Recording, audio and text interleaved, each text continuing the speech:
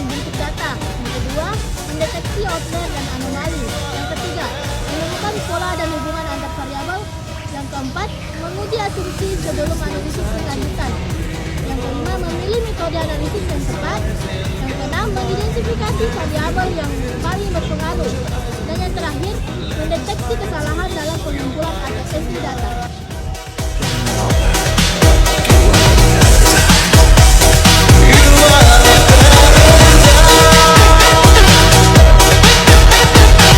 Selanjutnya ada jenis analisis dalam EDA.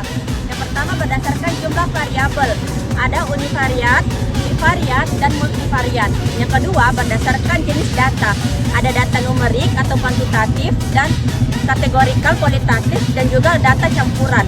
Yang ketiga dan terakhir berdasarkan waktu, yaitu terbagi tiga. Yang pertama ada cross sectional atau data yang diambil pada satu titik waktu tertentu. Yang kedua adalah time series, yaitu data dikumpulkan secara berkala sepanjang waktu. Dan yang ketiga dan terakhir adalah panel data atau kombinasi keduanya, banyak subjek dan banyak waktu.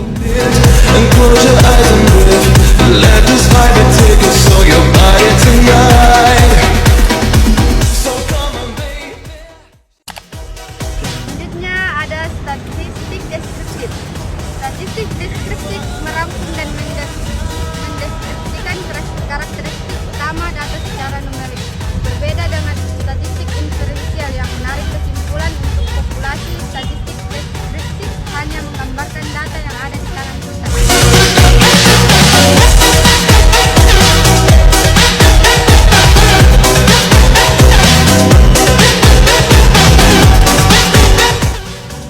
Visualisasi data.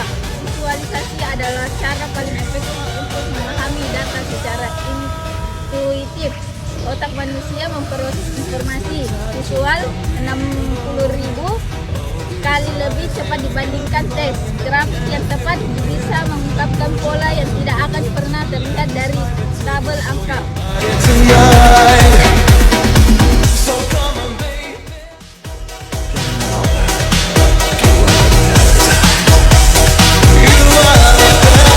Interpretasi data.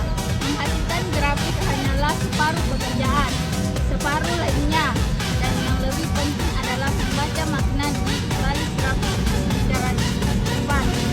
Ada 4 yaitu membaca deskripsi, membaca layar, membaca tren, jebakan interpretasi yang harus dihindari.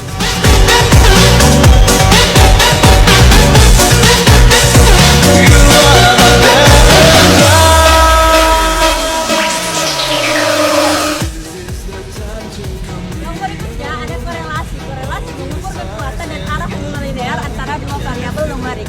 Nilai korelasi selalu berada dalam rentang -1 hingga +1. Koefisien korelasi Pearson, korelasi Spearman, korelasi Kendall, poin Visceral, dan P-koefisien, uji signifikasi korelasi, dan keterbatasan korelasi.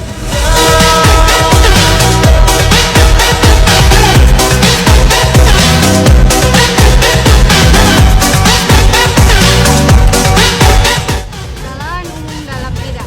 Bahkan analisis berpengalaman sendiri bisa terjebak dalam kesalahan-kesalahan berikut. Mengenali dan menghindarinya adalah tanda dari seseorang data analis yang matang. Ada 3 kesalahan umum dalam EDA. Yang pertama itu kesalahan teknis, yang kedua kesalahan visualisasi, yang ketiga kesalahan interpretasi. This is the time to come real.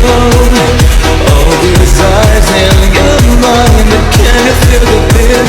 And close your eyes and Pembahasan yang terakhir adalah best practice. Mengikuti best practice bukan sekadar soal kerapian, ini soal reprodusibilitas, keandalan, dan efisiensi analisis.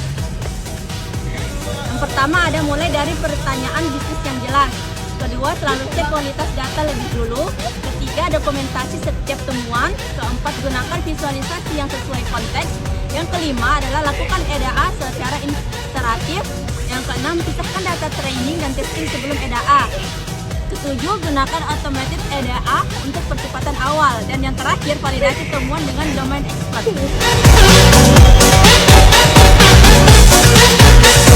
you are